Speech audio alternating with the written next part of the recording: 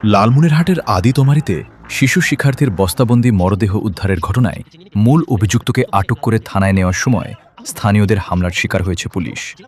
এ সময় জেলা প্রশাসক ডিসি, পুলিশ সুপার এসপি এবং উপজেলা নির্বাহী অফিসারের ইউএনও গাড়ি ভাঙচুরের ঘটনাও ঘটেছে।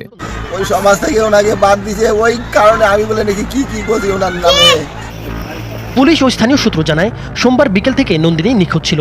পরিবারের সদস্যরা ও স্থানীয়রা রাতভর এবং মঙ্গলবার সকালেও তাকে খুঁজতে থাকেন। এক পর্যায়ে বাড়ির পাশের একটি ভুট্টা খেতে নরম মাটি দেখে তাদের সন্দেহ হয়। পরে ওই স্থান খুঁড়ে বস্তাবন্দি অবস্থায় নন্দিনীর মরদেহ উদ্ধার করেন স্থানীয়রা। খবর পেয়ে পুলিশ ঘটনাস্থলে গিয়ে মরদেহ উদ্ধার করে ময়নাতদন্তের জন্য লালমনিরহাট সদর হাসপাতালের মর্গে পাঠায়। এদিকে স্থানীয়দের একজন দাবি করেন, সোমবার সন্ধ্যায় তিনি বিধানচন্দ্র নামে এক যুবককে ওই ভুট্টা ক্ষেত থেকে কোদাল হাতে ফিরতে দেখেছিলেন। এ তথ্যের ভিত্তিতে মঙ্গলবার সকালে স্থানীয়রা বিধানের বাড়িতে যান। সেখানে তারা বাড়িতে ভাঙচুর চালিয়ে আত্মগোপনে থাকা বিধানকে আটক করেন। পরে ঘটনাস্থলে থাকা পুলিশ বিধানকে নিজেদের হেফাজতে নেয়। এ সময় অভিযুক্তকে জনতার হাতে তুলে দেওয়ার দাবিতে বিক্ষুব্ধ লোকজন পুলিশের ওপর হামলা চালায় এবং তাদের অবরুদ্ধ করে রাখে।